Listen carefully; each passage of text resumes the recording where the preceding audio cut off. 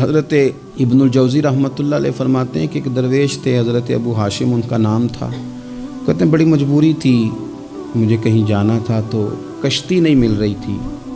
اچانک ایک کشتی گزرنے لگی تو میں بھی سوار ہونے لگا تو ملاح نے مجھ سے کہا کہ یہ ایک صاحب بیٹھے ہیں، بڑے امیر ہیں، ساتھ ان کی کنیز ہے، انہوں نے مجھ سے بک کر لی ہے ساری کی ساری، کی عقیدہ سی سالم کرا لیا ٹانگا، وہ ساری کی ساری بک کر لی ہے، تو میں تو کسی کو نہیں بٹھا سکتا۔ تو وہ جو صاحب بیٹھے تھے بڑے سیٹھ آدمی تھے، کہنے لگے میاں آپ کسی اور کشتی میں بیٹھو۔ جو ان کی کنیز تھی نا، وہ کہنے لگی چہرے سے کوئی نیک آدمی لگتا ہے، چلو اتنی سواریوں کی جگہ ہے، کسی کونے کھدرے میں بیٹھ جائے گا، ہمارا کیا جائے گا۔ کہا اچھا چلو آ جاؤ۔ کہتے میں کونے میں بیٹھ گیا، تھوڑا رستہ آگے گیا، انہوں نے کھانے کا سامان نکالا، مجھے بھی کھلایا، لیکن کھاتے کھاتے میری نظر پڑی تو اس میں تو شراب کے برتن بھی تھے معاذ۔ پھر اس شخص نے کھانا کھانے کے بعد اس کنیز سے کہا کہ مجھے معاذ اللہ گانا سناؤ۔ وہ گانے گانے لگی، یہ میری طرف متوجہ ہونے لگا، مجھے کہنے لگا سنو، میں نے کہا میں یہ نہیں سنتا۔ پھر میری طرف شراب بڑھائی، میں نے کہا میں نہیں پیتا۔ تو کہنے لگا تو کیا سنتا ہے، تو کیا سنتا ہے؟ تو کہنے لگے میں سناؤں کیا سنتا ہوں؟ کہا سنائیے۔ فرماتے میں نے قرآن پاک پڑھنا شروع کر دیا۔ کچھ لوگ، میں آپ کو یقین سے کہتا ہوں، کچھ لوگ ایسے ہیں ان کی زندگی دور گزر گئی ہے مسجد سے، انہیں کو بندہ چاہیے جو تھوڑا سا جا کے پیغام حق سنائے۔ یعنی ان کو پتہ ہی نہیں ہے کہ دین میٹھا کتنا ہے، حسین کتنا ہے، قرآن میں چاشنی کتنی، سرکار کی تعریف کا، نعت خوانی کا رنگ کتنا شاندار ہے۔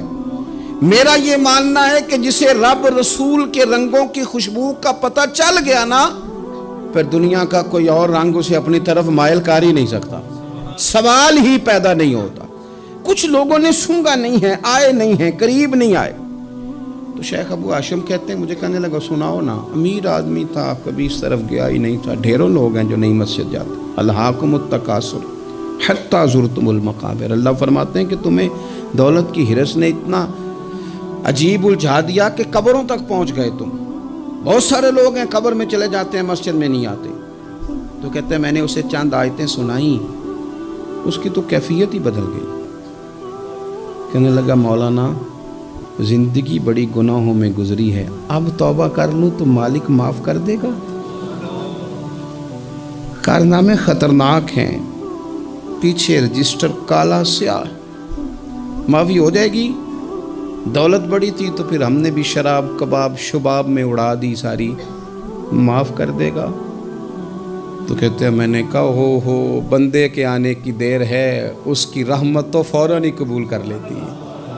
ویسے بھی عدل کریں تے تھر تھر کمبن، اونچیاں شانہ والے تجھے فضل کریں تے پھر تے بخشے جامن میرے جے منہ کالے۔